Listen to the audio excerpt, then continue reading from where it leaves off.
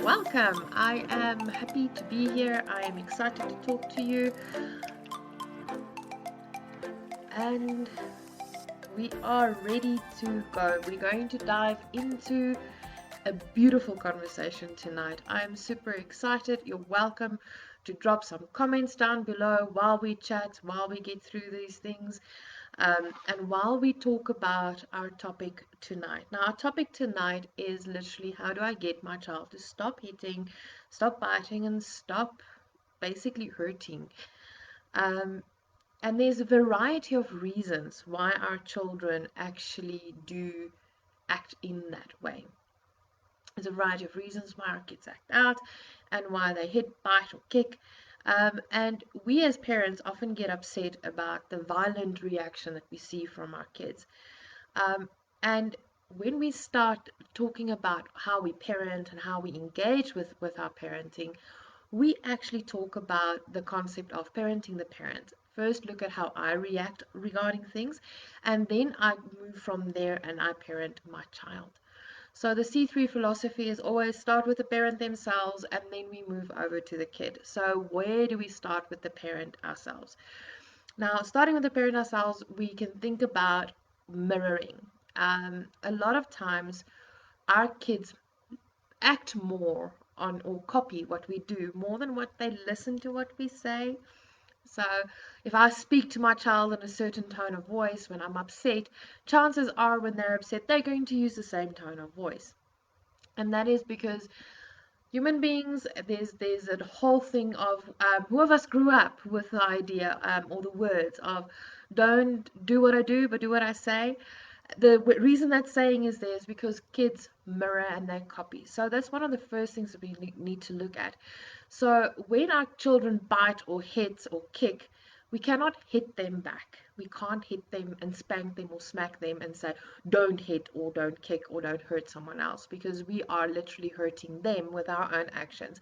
And the only thing that they gather from that is, all right, so my parent is in the position of power. So if I find someone that is more vulnerable than myself, I can actually use those actions and hurt the other person. So we actually teach them to become violent towards other people. So that's the first thing that we need to keep in mind. When our children bite, hit, or kick, we cannot resort to smacking or hurting them to try and teach them not to do that. It's an illogical consequence for their actions. Now, some kids start at a very young age, biting, kicking, or hitting. It is a natural progression of their brain development and how they develop on. But please, I'm not saying, oh, it's a good thing that they hit because it's a normal age appropriate behavior. What I'm saying is, it is to be expected that our children might end up in the most gentlest of families. A child will reach a point where they either bite or kick or hurt someone. But the intention is not from the focus that we as adults have that focus. When we hurt someone or when we smack someone or whatever, there's a specific intention behind that action. For children, usually it is a self-defense mechanism when a child feels threatened. So let's go and let's look at our toddlers and our kids under the age of 2. Why do they bite and hit and all of that? Under the age of 2, it's sometimes very experimental. It is more, they are actually eliciting a reaction from you. And the reason they are doing that is they've probably used their whole data bank of doing something to draw your attention, whether it was throwing a toy or whether it was making cooing sounds or smiling at you and trying to draw your attention. And then they still don't get your attention, then they start experiencing distress due to where their brain development is at that particular point in time. And then their next instinct is to pinch or to hit or to kick to draw your attention and say, hey, pay attention to me. I'm feeling unregulated. I'm feeling dysregulated. I'm experiencing crisis. Now, I'm talking about brain development. We need to understand that we've got different phases of brain development, and every single time that we have conversations, you will hear me focus on brain development because it's so important when we parent our kids. A kid under the age of 2, their most mature part of the brain is the brain stem area, which is your primary survival area. That's the most mature part. So their body literally at that point in time, when it's in limbo, it starts building neural pathways and learning about society. In the moment they feel some or perceive some sort of threat or some thoughts, basically experiencing something that is new to them and it scares them, their whole brain goes into, at least their brain goes into high alert, and immediately their immediate reaction would either be to fight, flight, or freeze, and therefore, the fight one, the biting and the pinching and all of that comes out. So we need to take that into account when we talk about kids under the age of 2. But here's the other caveat regarding the whole conversation with that. When we look at ages 3 and 7, it's the limbic system that is developing, where emotions and social learning and starting to understand the world around them. You will see more mirroring of your actions during that time period. You will hear them role play, and all of a sudden you hear yourself coming out of your child's mouth. um, During that time period, they're going through a language renaissance, which means their language is exploding, but they don't have the emotional control. So they will initially protest about something or someone getting into their space. They will start feeling threatened. Once again, it's the hitting, biting, and fighting is a fight, flight, or fright reaction. It is perseverance. It's survival. And when they actually feel that threatened, they hit out and they punch or they bite or they go in attack mode. And nothing clears space around you as much as a well-placed bite or a well-placed punch. Let's be honest about that. And so it's an instinctive reaction for them to punch. And especially when they get so overwhelmed and they're at a loss of words, their only next instinct or next step, if they feel unheard, is to hit, bite, or punch. So how do I stop this? How do I get my child to understand that when you are experiencing this sort of crisis, this sort of unregulated um, body in this whole thing, you the best way to teach that is when they at a very young age, we start that with our gentle discipline and our boundary setting. um, when they start crawling and you don't want them to move into a specific space or do something specifically, we block them and say, I'm not going to let you. And it's very important when you listen to the words that I'm using. I'm not saying mommy is not going to let you. I'm not saying daddy is not going to let you. I'm using the words I am not going to let you. And the reason it's so important to say I am, their brain development and their language development is on a level where they cannot process third person words or third person dialogue. So when I use the words, I am not going to let you, I'm informing my child that I'm the one in control. I'm controlling the situation. Don't worry, you are safe. And the boundary is XYZ. And then we redirect or we give them something else to do. That is one of the steps with how we start conditioning them, so that when they reach a point or age where they start experimenting with hitting or using that as a defense mechanism, then we can say, block the hand, literally catch their hand and just hold it gently, not squeeze it and hurt them. Hold it gently and say, I'm not going to let you hit me. I'm not going to let you hurt me. You can touch me softly. And you open their hand and let them stroke you wherever they were aiming to hit or hurt. Or if they're really unregulated, crying and screaming and fighting, you can block the hands and say, I'm not going to let you hurt me. I'm going to give you time to process your emotions. And then you stick with your kid. Maybe if it's not safe for you, because if they're flailing, you can step away from them, but don't walk away and just leave them flailing on their own, because immediately their brain center is like, the lion's going to eat me. So what you're going to do is you're going to block it and say, I'm not going to let you hurt me, and step away and say, work through your emotions. I'm here for you. I am here for you. You're not alone.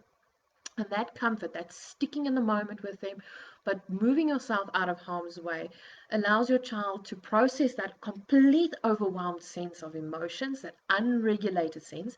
The moment they're done crying, or the moment they've calmed down, they can still be crying, but the moment they've calmed down, you can move closer and say, okay, let me hug you, let me cuddle you, let me help you.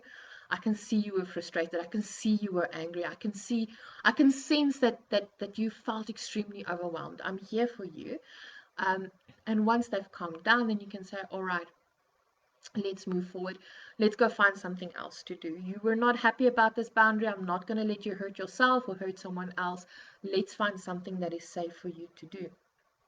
Ways that another step that you can take, and this is quite an important one, and I often, all the parents that I, sorry, all the parents that I coach, I always tell them, start making a mental log for yourself and for your kid on how your body reacts when you as the parent are feeling stressed or feeling, when we get overwhelmed, we want to lash out. We do it passive aggressively as adults. We slam the cupboard doors, and that is our way of kicking, hitting, and biting.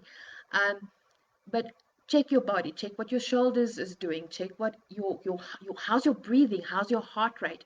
Check your body, check in with your body, and know that, okay, this is how I feel when I'm losing emotional control over my own emotional regulation, when I'm becoming unregulated.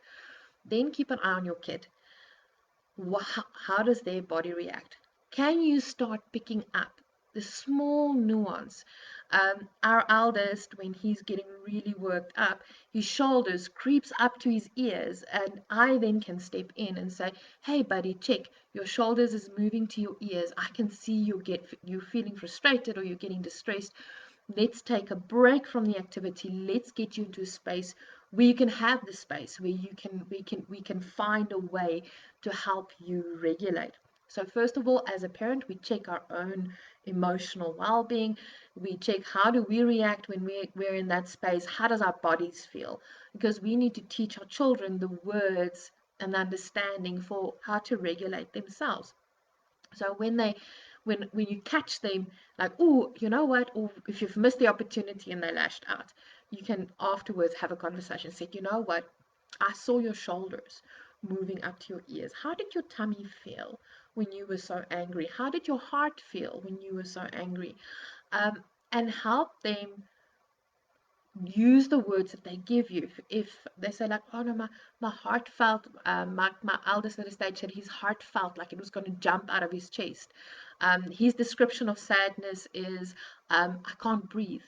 That is some of the things that he uses, and then I know like, oh, okay, he's feeling emotionally overwhelmed, and then I know which direction to go and say, oh, okay, you're feeling sad because you know how our throats close up when we want to cry. The same with when they become unregulated. So keep an eye on their body language, and then afterwards, when you start unpacking, and you can do that with a child under the age of 2. Remember, you're building neural pathways, but the only way your child can really learn is when they're not in fight or flight centers, because the fight or flight of the brain shuts down any logical, rational thought. It literally shuts down the brain. If you've ever been through a traumatic event, um, some people experience that sound completely disappear, or like they have this complete blank. They've got these visual memories, and they might have sound triggers, but very few can honestly say word for word exactly what they felt, what they've smelled, what they've heard in that particular point in time, because the logical brain is switched off. They're literally pumping adrenaline, ready to try and survive.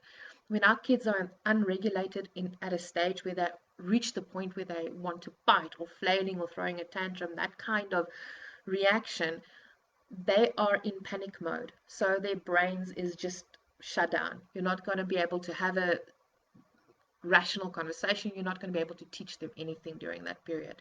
And that is also one of the reasons hitting doesn't work, because the moment we hurt them, they go into panic mode again. So you can have a conversation afterwards and say, okay, how did your body feel? How did you feel? Why did you want to hit? Let's break it down. When a child is under the age of 2, obviously they're not going to break it down for you, but you can start using the words, because when they calm down, you're building the neural pathways, you're building the language, you're giving them language to use, so that as they grow older, when they have the urge to want to hit, you've blocked it, you've told them they're not allowed to hurt someone. They can say, okay, you know what, I'm feeling so frustrated right now, I need to go do something. And then you know that you can actually find ways for your child to find their regulation, to release that energy. So when we're looking at how do they release the energy, and if you guys have any questions about what I'm saying, want to contribute, please feel free to comment down below. I would love to engage with you about this. So let's get to strategies. All right, we've blocked, and our kid is we've blocked. We've watching body language. We try to step in between before they reach that unregulated moment. But we're all human. We all sometimes miss the cues, and our kid has gone full on hitting, biting, kicking. That whole explosion. How do I help them manage that? One of the steps is we in our family, and I should have brought the frog and showed you guys. We've got this huge bulky frog, and we call it the angry frog. Not because the frog is angry, but because that is the toy that they are allowed to throw on the floor and jump on when they're angry, or they can squeeze it really tight to get that deep pressure. We all feel better after a hug. The reason it is so satisfying to punch or to bite or to kick is because it releases that pent up energy that's basically in the muscles. That the body is sending adrenaline and messages to the muscles. You must be ready for a fight, and then there's nothing to do. So where does this energy go? So helping to release that energy is giving them something that they're allowed to throw, allowed to punch, allowed to rage at. If you've got a trampoline, your kid can go jump on the trampoline and see how high they can really jump as hard as they can, obviously within safety. But you get the process, get that physical release that they are seeking. They need space, and they need a space where they can physically release this pent up energy, this pent up emotions. You will also see that our children are more aimed more. No, not aimed more. No, just give me a moment to get the right word. More prone. There we go.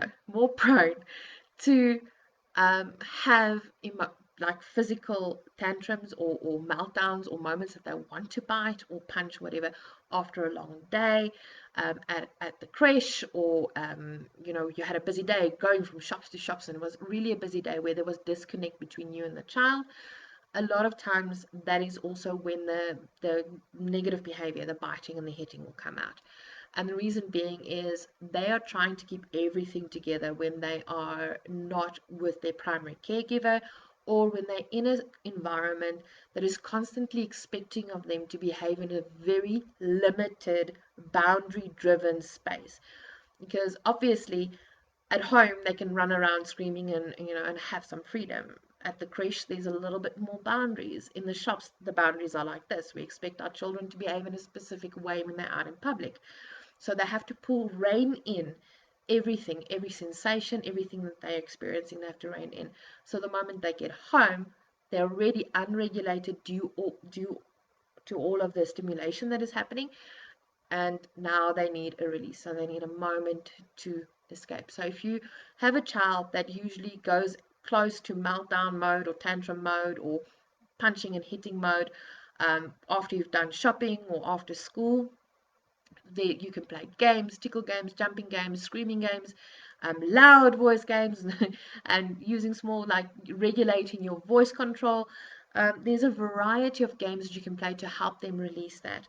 At the age of 3, what you can do is you can start playing breathing games where you do very almost yoga breathing, like deep breath in through the nose and a slow breath out through the mouth. And the best way to teach a child to breathe in through the nose and blow out through the mouth is I'm smelling the flower and I'm blowing out the candle. So, and you teach it to them that way. And the moment we actually slow down the breathing, we slow down the heart rate, and the crisis center in the brain goes oh, okay, there's no lion that's going to kill us. We can calm down. But the younger the child is, we won't be able to get them to do the breathing exercises mid fight or flight moment. We actually will have to do the breathing exercises, practice it with them when they're calm, so that when they start gearing up to getting angry or upset, that you can catch them and say, okay, I think it's time that we need to do some breathing exercises, or I can see your body is feeling really anxious at the moment, let's go jump on the trampoline, or let's go snuggle, or give me a very tight hug, because hugs reset the nervous system and actually makes them feel safe and actually shuts down the alarm systems that's ringing in their heads. So when we are doing these processes of managing, hitting, biting, and kicking, it is all about being present. And I know we can't be present at all times, so there will be moments where they catch us by surprise. It happens. You are normal, you're a parent, life happens, we're living lives. All right, so you're not going to get it perfectly correct every time. Another thing that we need to understand, because we are blocking, it might add to their frustration level, because they want this physical release. So that's why the redirect is so important. You can't just block and say, I'm not going to let you, and just leave it at that. It's not going to help resolve the emotional distress that they're experiencing. You have to block it and redirect. If you have a child that is a biter, there is beautiful, you can look on your sensory catalogs online. You can order a special chew toy that's nice and rubbery and really like it gives quite a lot of exertion. And if they're really a biter, or a child that prefers to bite when they've like when they're angry or whatever, you can actually give them that biter and offer that as a replacement so that they don't hurt someone. The good news is, as they mature and as we keep on adding new tools for them to check in with their own bodies and to check in with all of that, over time they will reach a point where they won't even need the angry frog anymore, where they don't necessarily need to go jump on the trampoline, but they're learning safe strategies of how to regulate without harming someone else or something else, or themselves in the whole process. So we are stepping into the situation. Instead of running away and feeling threatened by our kids doing that, we're stepping in and we're taking control. And that is why when I said the words that we use, I will not let you, is so important, to let our kids know, I'm in control, I've got this, you are safe. The other important thing is, when they do land a punch or a bite or a kick, instead of shouting or screaming at them, exploding at them for hurting you, and this is very difficult. It takes a lot of, it does take a lot, especially when it's the first time, it's like a bit of a surprise. The more you react, the more it can become a game to them, because they're also in the experimental age group where they want to see cause and effect. And therefore, a lot of parents will say, oh, but that they bite, my kid bites me, and then laughs about it, even if I tell her not to. And the reason that happens is our reaction, because we have this reaction, and they find it fun, not necessarily funny, but they are satisfied that they're getting a reaction. Remember, biting and hitting in a certain age group is, hello, see me, pay attention to me. I've been trying to draw your attention and you're not noticing me. And then after that, up to the age of 7, it's usually, I'm completely dysregulated, I need space, please leave me alone. Give me that space. When they're teenagers, it is slamming the door and testing the construction value of your home.